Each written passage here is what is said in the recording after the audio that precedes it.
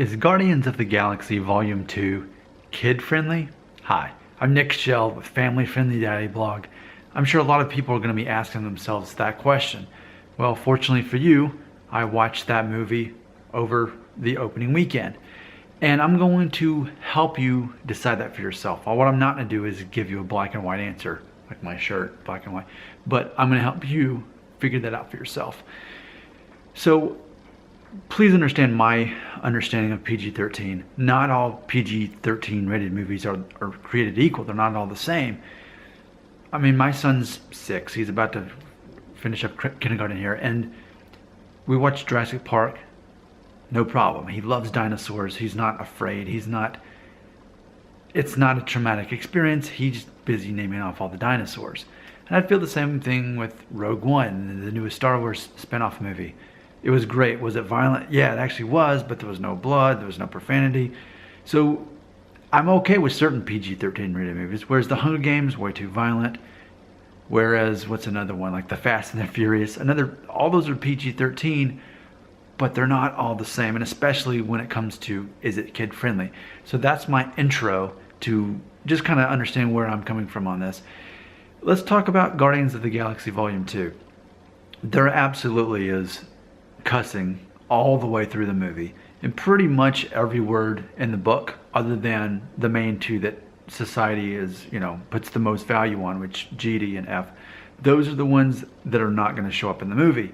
However, again, every other word you can pretty much think of is in there at least once, and it's all throughout the movie. So this movie definitely is consistent in having cuss words or profanity or cursing, however you want to say it, depending on what part of the world or the country you live on. So there's that. Violence, it's about like any other Marvel movie. Yeah, there's violence in it. And yeah, there's a lot of on-screen murders, but as far as, that whole Disney loophole, what they figured out is as long as they're not showing blood, they can get away with a whole lot more. So I think another thing to consider is the plot of this movie.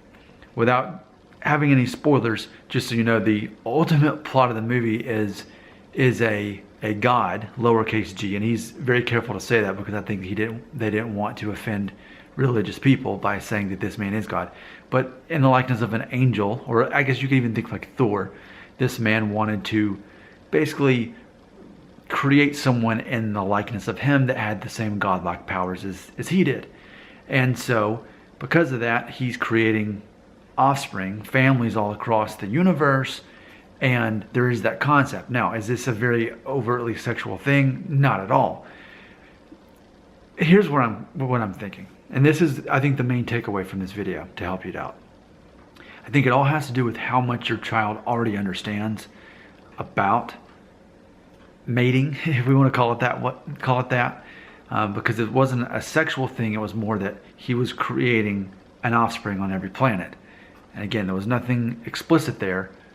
But he explains it using just showing almost like claymation versions of all the aliens that he ended up breeding with.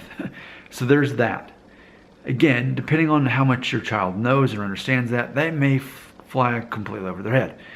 And again, the profanity. I mean, does your child know cuss words to begin with? If they don't, again, it flies over. I mean, just like when my son and I watched the most recent, let me think, like Marvel movie, the Captain America. I mean, yeah, it's got it in there, but he didn't go, oh, he doesn't know. He doesn't know those words yet, so it goes beyond him. So that's, in less than 5 minutes, my explanation of what to expect as far as the kid-friendliness level of this movie. I guess I could say that for most parents, they probably wouldn't feel comfortable with their child watching this movie. I'm not going to give you an age of what age is appropriate. I'm not going to say that they definitely should be 13. It just depends on your child, and it depends on what you feel comfortable with exposing your child to. I think ignorance is bliss to a certain degree in this movie, because again, they don't know what the cuss words are, and they're not too caught up in the plot. If they're just watching a bunch of fighting and comic book and monsters, then it's a fun movie. But again, you have to sort that out. This is all I can really tell you. I couldn't say anything more than this to help you make your decision. I'm Nick Shell. I'm with Family Friendly Daddy Blog. Thanks for watching my video.